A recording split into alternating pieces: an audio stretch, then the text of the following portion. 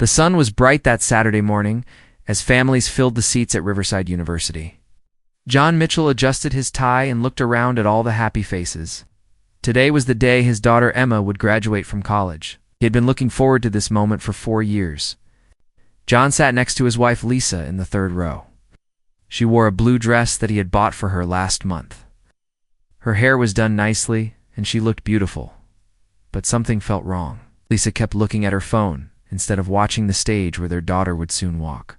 "Lisa, put the phone away," John whispered. "Emma will be walking soon."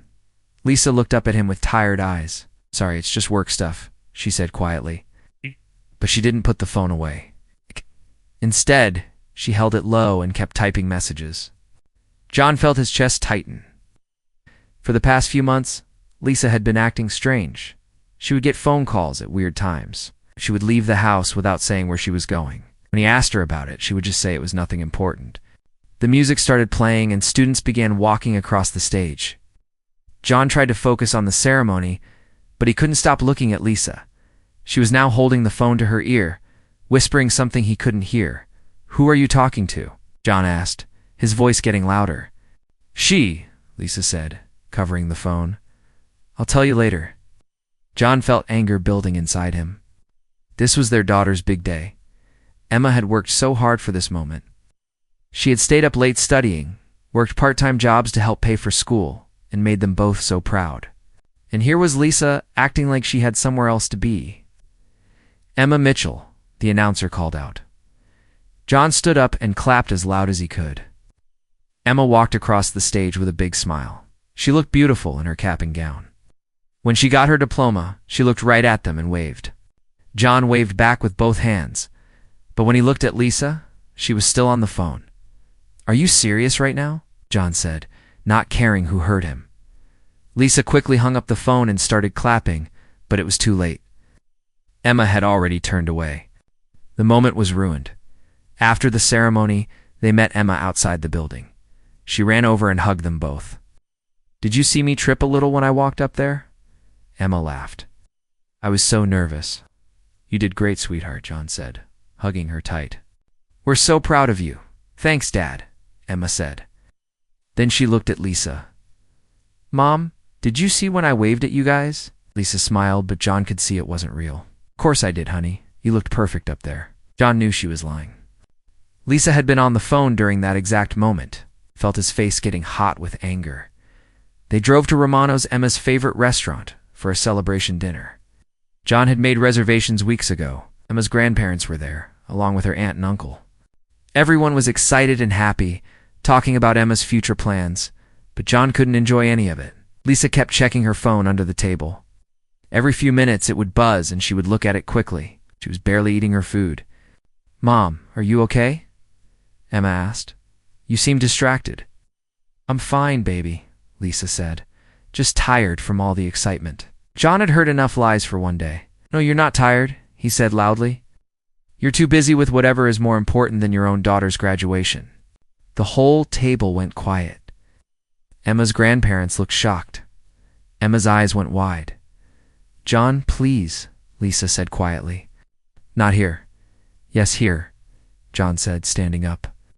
"I've been watching you for months, Lisa. The phone calls, the sneaking around, the lying. I know what's going on." "You don't know anything," Lisa said, her voice shaking. "I know enough," John said. "I know that my wife would rather talk to someone else than watch our daughter graduate. I know that you care more about your secrets and your family." Emma started crying. "Dad, please stop." But John couldn't stop. All the anger and hurt from the past months came pouring out. "Do you think I'm stupid, Lisa? Do you think I don't notice when my wife stops caring about our marriage?" "That's not true," Lisa said, but her voice was weak. "Isn't it?" John asked. "When was the last time we had dinner together without your phone buzzing? When was the last time you told me where you were going when you left the house? When was the last time you acted like you wanted to be married to me?" The restaurant was quiet now. Other people were staring at them. Emma was crying harder, and her grandparents looked embarrassed. John looked around the table at all the faces staring at him. Then he looked at Lisa, who was looking down at her hands. "I can't do this anymore," John said, his voice breaking. "I can't pretend that everything is fine when it's not. I can't keep living with someone who doesn't want to be with me." "John, you're making a mistake," Lisa said, looking up at him with tears in her eyes. "No," John said. "The mistake was thinking that our marriage meant something to you. The mistake was believing that you still loved me." He reached into his wallet and threw some money on the table. "I'm leaving you, Lisa. I can't do this anymore." Emma stood up quickly. "Dad, no, please don't do this here." But John was already walking away. He could hear Emma crying behind him, could hear Lisa trying to calm her down. He could hear Emma's grandfather saying something about working things out. John didn't look back, walked out of the restaurant and got in his car. His hands were shaking as he started the engine. He had just ruined his daughter's graduation day. He had just ended his marriage in front of his whole family, but he couldn't take it back now. He had said what he felt, and there was no going back. As he drove away, he could see Lisa through the restaurant window, holding Emma while she cried. John drove to his brother's house across town, sat in the driveway for a long time before going inside. His whole life had just changed, and he wasn't sure if he had made the right choice, but he couldn't live with the lies anymore. He couldn't pretend that everything was okay when his wife was keeping secrets from him. He had no idea that the truth was bigger and more dangerous than he could ever imagine. 3 weeks had passed since the disaster at Romano's restaurant. John was living in a small apartment downtown, sleeping on a bed that felt too big and eating meals that tasted like nothing. The apartment was quiet all the time, which was what he thought he wanted. But now, the silence felt heavy and sad.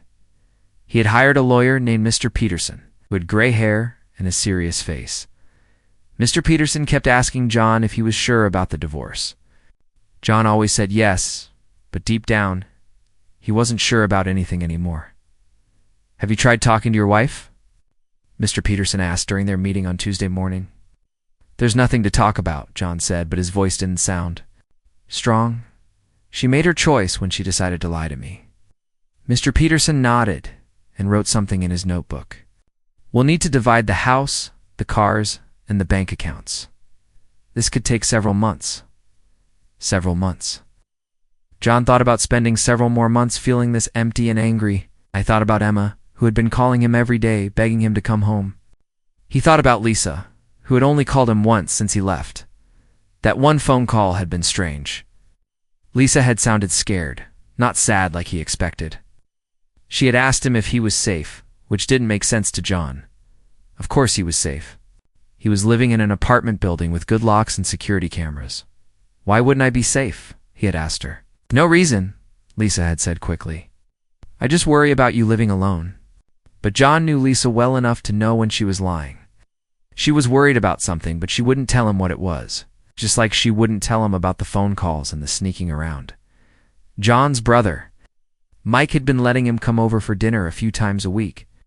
Mike's wife, Carol, always made too much food and insisted that John take leftovers home. They were trying to be nice, but John could see the pity in their eyes. "Should go home," Carol said on Wednesday night while they were washing dishes. "Emma needs her father. Emma can come visit me anytime she wants," John said. "It's not the same," Carol said. "She's scared. She thinks this is her fault because it happened on her graduation day." John felt a pain in his chest. He had been so angry at Lisa that he hadn't thought about how Emma would feel. His daughter was probably blaming herself for something that had nothing to do with her. The next day, John decided to drive by his old house, told himself he just wanted to see if the yard looked okay. Mike had offered to help him keep up with the lawn, but John hadn't taken him up on it yet. He parked across the street and looked at the house, where he had lived for 15 years. The grass was getting a little long, and there were newspapers piled up by the front door. Lisa's car was in the driveway, but there was another car there too. A black car that John didn't recognize. John felt his heart start beating faster. He had been right about Lisa seeing someone else. The proof was right there in his own driveway. He waited for an hour, but no one came out of the house. Finally, he drove away feeling sick to his stomach. He had hoped he was wrong about Lisa, but now he knew for sure. That night, John couldn't sleep. He kept thinking about the black car and who might be inside his house with his wife. 2 in the morning. He got dressed and drove back to the house. The black car was gone. Lisa's car was still there, and there was one light on in the kitchen. John sat in his car for a long time, trying to decide what to do. He could go knock on the door and demand answers. He could call Emma and ask her what was going on. He could just drive away and try to forget about it. But John couldn't forget. He had spent 20 years of his life with Lisa. He had trusted her with everything. And now she was bringing strangers into their home while he was gone. The next morning, John called Emma. "Dad, I'm so happy you called," Emma said. She sounded tired and sad. "I miss you so much." "I miss you too, sweetheart," John said. "How are you doing?" "I'm okay," Emma said, but John could tell she was lying. "I'm staying at the house with Mom. For a while, just until I find my own place." "Has your mom been having visitors?" John asked, trying to sound casual. There was a long pause. "What do you mean?" Emma asked. "I saw a black car in the driveway yesterday. I was just wondering if your mom was okay." Another pause. "Dad, I think you should come home. I think you and Mom need to talk." "But there's nothing to talk about," John said. "She's moved on, and so have I." "That's not true," Emma said, her voice getting louder. "Mom cries every night, not sleeping, and she's not eating. She looks terrible." John didn't know what to say. If Lisa was so sad, why was she having people over to the house? "Emma, I need to ask you something," John said. "Has your mom been acting strange lately, even before the graduation?" Emma was quiet. "For a long time, she's been different," she finally said. "She gets phone calls at weird times. She leaves the house a lot. She seems scared sometimes." "Scared of what?" "I don't know. She won't tell me." "But Dad, I don't think she's seeing another man. I think something else is going on." John wanted to believe Emma, but he didn't know what else could explain Lisa's behavior. "Like what?" "I don't know," Emma said, "but I found some things in her room. Business cards from people I don't know, receipts for things that don't make sense. And she has a new phone that she keeps hidden. A new phone." John felt his stomach drop. Why would Lisa need a second phone unless she was trying to hide something? "Emma, I need you to be careful," John said. "If your mom is in some kind of trouble, I don't want you to get hurt." "What kind of trouble?" Emma asked, sounding scared. "I don't know," John said. "But promise me you'll call me if anything strange happens." "I promise," Emma said. "But Dad, please come home. I know you're angry, but I think Mom needs help. I think we all need to be together right now." After John hung up, he sat in his apartment and tried to make sense of everything. Lisa was acting scared. She had a secret phone. She was having strange visitors. She was getting receipts for things that didn't make sense. Maybe Emma was right. Maybe this wasn't about another man. Maybe Lisa was in some kind of trouble. She was too proud or too scared to ask for help. John looked around his empty apartment and made a decision. Tomorrow, he would start watching Lisa more carefully. He would find out what was really going on. Even if it meant following her around town, he had to know the truth, no matter how much it hurt. John woke up early on Friday morning with a plan. He was going to follow Lisa and find out what she was really doing. He felt like a spy from a movie, but he didn't care. He needed to know the truth. He drove to his old house and parked down the street where Lisa wouldn't see him. At 8:30, Lisa came out of the house wearing jeans and a baseball cap. She looked around carefully before getting in her car, like she was worried someone might be watching her. John followed her car, staying far enough back so she wouldn't notice him. Lisa drove across town to an area John didn't know very well. There were old buildings and empty lots. Didn't look like a place where people would go for normal reasons. Lisa pulled into the parking lot of a storage facility called City Storage. John parked behind a big truck and watched as Lisa got out of her car. She walked to unit number 47 and opened it with a key. A few minutes later, a black car pulled up. John recognized it as the same car that had been in his driveway. A man got out of the black car. He was tall with short brown hair and wore a dark suit. He didn't look like the kind of man Lisa would normally be friends with. The man walked over to Lisa, and they started talking. John couldn't hear what they were saying, but they both looked serious. The man kept looking around like he was worried someone might be watching them, just like Lisa had done at the house. After a few minutes, 2 more people arrived. One was a woman with red hair, and the other was an older man with a gray beard. They all went into the storage unit together. John sat in his car for an hour watching the storage unit. He couldn't see what they were doing inside, but he could hear voices and the sound of boxes being moved around. Whatever they were doing, it was taking a long time. Finally, the group came out of the storage unit. They were all carrying boxes and loading them into the black car. Lisa locked the storage unit, and everyone got in their cars and drove away in different directions. John followed Lisa again. This time she drove to a coffee shop called the Daily Grind. She went inside and sat at a table in the back corner. The man from the black car came in a few minutes later and sat with her. John parked across the street and tried to see what they were doing. They were talking quietly and looking at papers that Lisa had brought with her. The man wrote things down in a notebook. Lisa looked nervous and kept checking her phone. John felt sick watching them. It looked like Lisa was planning something with this stranger. Maybe they were planning to run away together. Maybe they were planning to take money from John's business. He didn't know what to think anymore. After an hour, Lisa and the man left the coffee shop. John followed Lisa home and then went back to his apartment. He was confused and angry and scared all at the same time. That night, John called a private investigator named Tom Harrison. Tom had helped John's friend catch his wife cheating 2 years ago. "I need you to follow my wife," John told Tom. "I need to know what she's doing and who she's meeting with. It's going to cost you," Tom said. "Following someone takes time and gas money." "I don't care about the money," John said. "I just need to know the truth." Tom agreed to start watching Lisa on Monday. But John couldn't wait that long.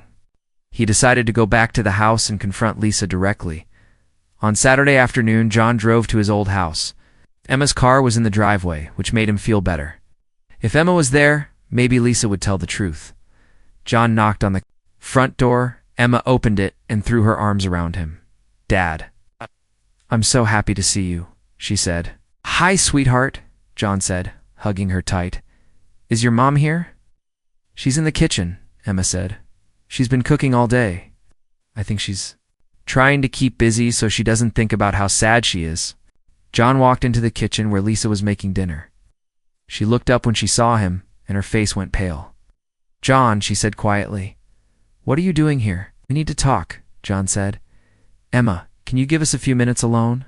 Emma looked worried, but she nodded and went upstairs. John sat down at the kitchen table where he had eaten thousands of meals over the years. Lisa turned off the stove and sat across from him. She looked tired and thin, like she hadn't been sleeping or eating much. "Who is he?" John asked. "Who is who?" Lisa asked, but John could see in her eyes that she knew what he was talking about. "The man you've been meeting with. The man with the black car. I saw you with him today at the coffee shop." Lisa's hand started shaking. "You followed me?" "I had to," John said. "You won't tell me the truth, so I had to find out for myself." Lisa stood up and walked to the window. She was quiet for a long time. "You don't understand," she finally said. "Then help me understand," John said. "Tell me. What's going on? Tell me why you've been lying to me for months." Lisa turned around to face him. There were tears in her eyes. "I can't tell you." "Why not?" John asked, his voice getting louder. "Are you in love with him? Are you planning to leave me for him?"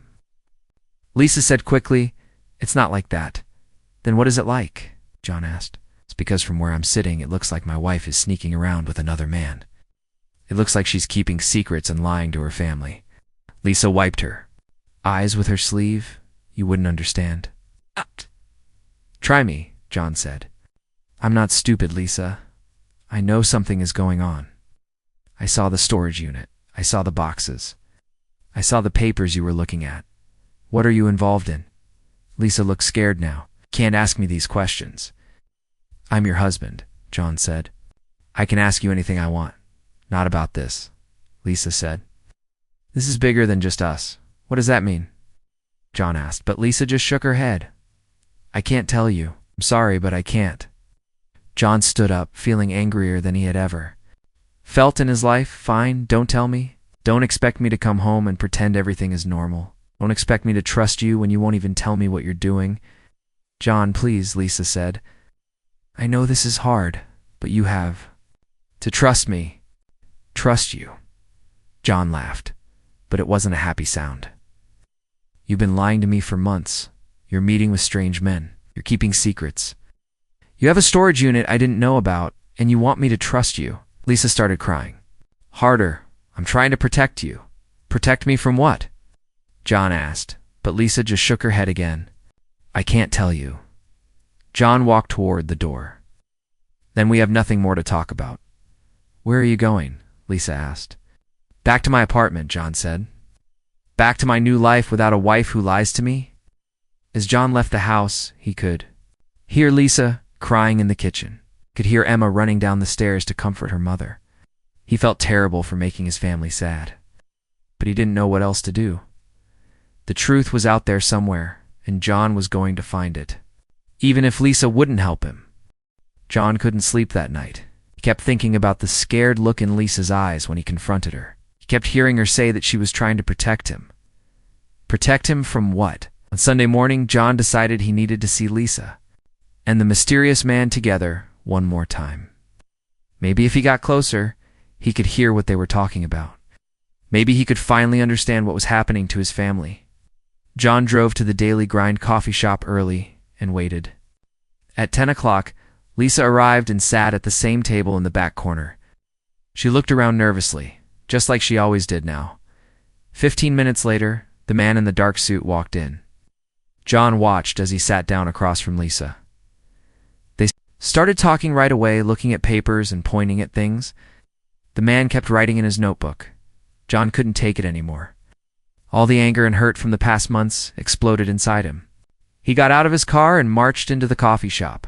Excuse me? John said loudly as he walked up to their table. Everyone in the coffee shop turned to look at him. Lisa's face went white when she saw him. John, what are you doing here? Want to know who this man is? John said, pointing at the stranger. I want to know what you two are planning. The man stood up calmly. He was taller than John and looked like he exercised a lot. Sir, I think you should sit down and lower your voice. Don't tell me what to do, John said, his voice getting even louder. This is my wife you're having secret meetings with. Is my family you're destroying? John, please, Lisa said, looking around at all the people staring at them. You're making a scene. I don't care, John said. I'm tired of the lies. I'm tired of the secrets. I want to know what's going on, right? Now, the man looked at Lisa and then back at John. Mr. Mitchell, my name is Kevin Barnes. I think you need to sit down so we can explain this to you properly. I don't want to sit down, John said. I want to know why my wife has been sneaking around with you for months. I want to know why she's been lying to me and acting scared. All the time, Kevin looked around the coffee shop. Other customers were taking out their phones to record what was happening. This isn't the right place for this conversation, he said quietly. Then where is the right place? John asked. Because my wife won't talk to me at home. She won't tell me anything. All she does is lie and make excuses. Lisa started crying. John, you don't understand how dangerous this is. Dangerous? John asked, what's dangerous? Having coffee with another man? Planning to run away together? Taking money from my business? It's not about money, Kevin said firmly. And it's not about running away. Then what is it about? John demanded. Kevin looked at Lisa again. She nodded slowly, tears running down her face. Mr. Mitchell, Kevin said carefully. I'm not having an affair with your wife. I'm a federal agent with the FBI. John felt like someone had hit him in the stomach. What? I'm FBI, Kevin repeated. And your wife has been helping us with an investigation. John looked back and forth between Kevin and Lisa. An investigation into what? Kevin pulled out his wallet and showed John a badge. It looked real, but John had never seen a real FBI badge before. We've been investigating money laundering, Kevin said. Someone has been using your construction company to wash money from drug sales. John felt dizzy. He sat down hard in an empty chair. That's impossible.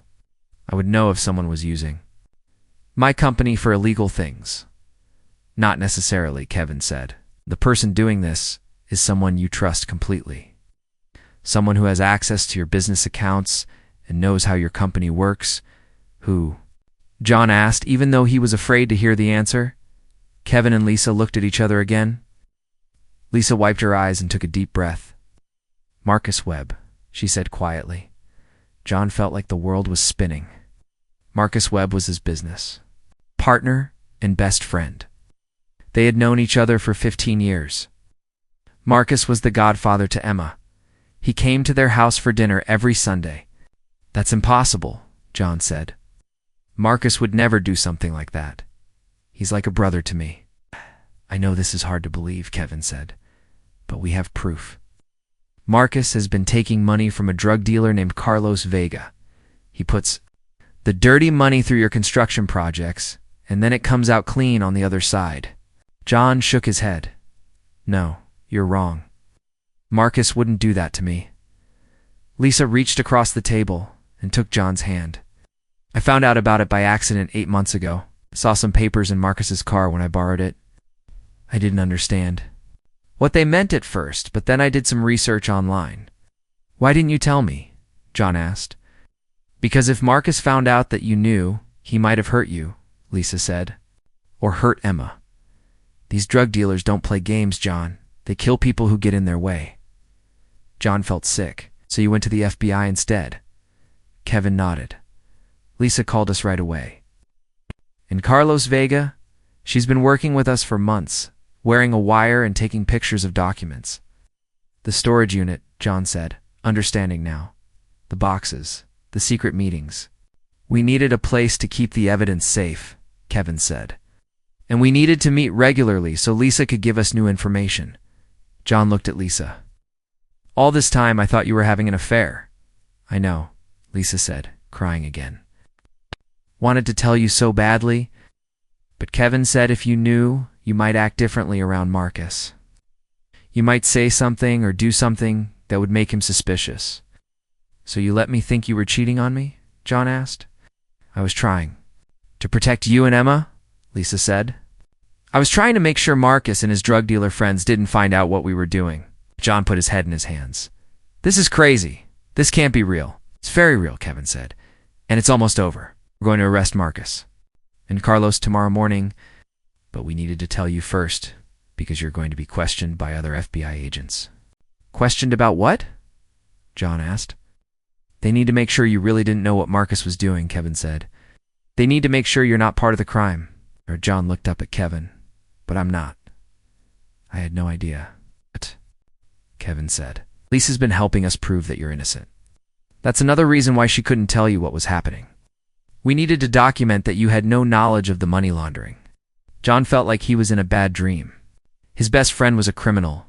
His wife had been working with the FBI. His marriage had almost ended because of secrets that were meant to protect him. "I'm so sorry, John," Lisa said. "I know this hurt you and Emma. I know you felt like I didn't love you anymore. But I was scared every single day. I was scared that Marcus would find out. I was scared that something would happen to you or Emma." John reached over and took Lisa's hand. For the first time in months, he could see the truth in her eyes. She wasn't lying anymore. She wasn't hiding anything anymore. "Why didn't the FBI just arrest Marcus months ago?" John asked. "We needed to get Carlos Vega too," Kevin said. "And we needed to make sure we had enough evidence to convict them both. These cases take time to build properly." John looked around the coffee shop. People were still staring at them, but he didn't care anymore. His wife wasn't a cheater. She was a hero. She had risked her own safety to protect him and their daughter. "What happens now?" John asked. "Now we finish this," Kevin said. "Tomorrow this nightmare will be over." John sat in his apartment early Monday morning, drinking coffee and staring at his phone. Kevin Barnes had told him that the FBI would arrest Marcus and Carlos Vega today. In a few hours, his whole world would change again. He thought about all the Sunday dinners Marcus had eaten at their house, all the times Marcus had helped him with business problems, all the times Marcus had asked about Emma's school and Lisa's work, the whole time Marcus had been using John's company to help drug dealers hide their money. John felt sick thinking about it. He also felt stupid. How could he not have noticed what his best friend was doing? At 9 o'clock, John's phone rang. It was Kevin Barnes. "It's done," Kevin said. "We arrested Marcus at his house this morning." "Same time? They're both in jail now." John didn't know what to say. "What happens to my business?" "Your company is safe," Kevin said. We have proof that you didn't know about the money laundering. You won't be charged with any crimes, but you'll need to come to the FBI office this afternoon to answer some questions. Okay, John said. What about Lisa? Lisa is a hero, Kevin said. She risked her life to help us catch these criminals. You should be very proud of her. After John hung up, he sat quietly for a long time. He thought about Lisa wearing a wire and taking pictures of evidence. Thought about how scared she must have been. Thought about how she had protected him and Emma by keeping the secret. Even though it almost destroyed their marriage, John got dressed and drove to his old house. He needed to see Lisa and Emma. He needed to start fixing the damage he had caused. Emma answered the door and hugged him tight. Dad, Kevin Barnes called Mom this morning. He said they arrested Marcus. Is it really over? It's over, John said, and I owe your mother an apology. John found Lisa in the kitchen, sitting at the table with her head in her hands. She looked up when she heard him come in. I heard the news, John said. Kevin called me. Lisa nodded. I still can't believe it's really over. For 8 months I was afraid every single day. I was afraid Marcus would find out what I was doing. I was afraid something would happen to you or Emma. John sat down next to her. I'm sorry I didn't trust you. I'm sorry I thought you were having an affair. I don't blame you, Lisa said. I was acting strange. I was keeping secrets. I was lying to you every day. You had every reason to think something was wrong. But I should have known. You would never cheat on me, John said. I should have known you were trying to protect us. Lisa started crying. I wanted to tell you so many times. But Kevin said if you knew, you might act differently around Marcus. You might say something that would make him suspicious. And if Marcus found out what I was doing, he might have killed all of us. John reached over and took Lisa's hand. You saved our family. You saved my business. You're the bravest person I know. I didn't feel brave, Lisa said. I felt scared and alone. Felt like I was losing you and Emma because of the lies I had to tell. Emma came into the kitchen and sat down with them. So Marcus was really stealing money through Dad's company? Was helping drug dealers hide their money, John explained. He was making it look like the dirty money came from our construction projects. That's horrible, Emma said. I can't believe Uncle Marcus would do something like that. John felt angry again, thinking about Marcus. He wasn't really your uncle. Real family doesn't lie and steal and put people in danger. What happens now? Emma asked. Now we try to heal, John said. I need to move back home. We need to go to counseling. We need to learn how to trust each other again. Lisa looked at John with surprise. You want to come home? If you'll have me? John said. No, I hurt you and Emma when I left. I know I said terrible things at the restaurant. I want to make it up to both of you. Of course I want you to come home, Lisa said. I never wanted you to leave in the first place. That afternoon, John went to the FBI office to answer questions. The agents were nice to him and explained that he was not in trouble. They told him that Lisa had helped them build a strong case against Marcus and Carlos Vega. Your wife is very brave, one of the agents said. Most people wouldn't have taken the risks she took to help us. I know, John said. I'm very proud of her. When John got home that evening, Lisa had made his favorite dinner.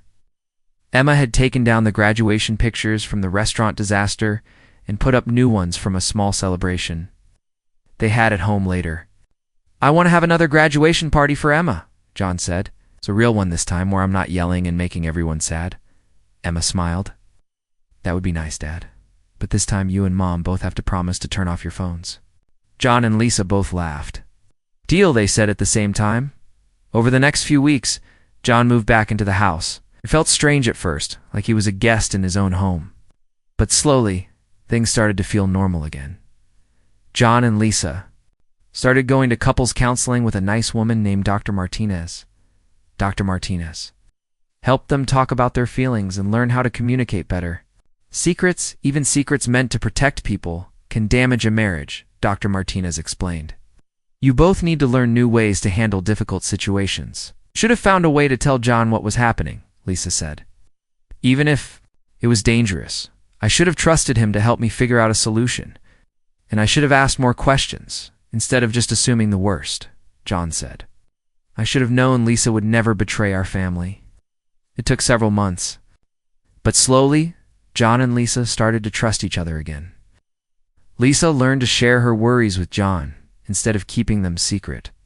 John learned to listen and ask questions. Instead of getting angry and walking away, Emma got a job at a marketing company and moved into her own apartment. But she came home for dinner every Sunday, and the family slowly healed together. 6 months. After Marcus's arrest, the family had the graduation party they had always planned. Emma's grandparents came, along with her aunt and uncle. Everyone was happy and laughing. No one checked their phones during dinner. "I'm proud of all of us," Emma said when she gave a speech. "We went through something terrible, but we came out stronger." John looked at Lisa across the table. She was smiling and laughing with Emma's grandmother. She looked peaceful for the first time in almost a year. "I love you," John mouthed to her. "I love you too," Lisa mouthed back. It had been a long, difficult journey, but they had made it through together. Their marriage was stronger now because they had learned to trust each other completely. They had learned that sometimes protecting the people you love means taking risks. And they had learned that the truth, even when it's scary and complicated, is always better than lies. As John watched his family celebrate together, he realized that sometimes the worst things that happen to you can lead to the best things. He had almost lost Lisa because he didn't trust her. But now he trusted her more than ever, and that trust had made their love stronger than it had ever been before.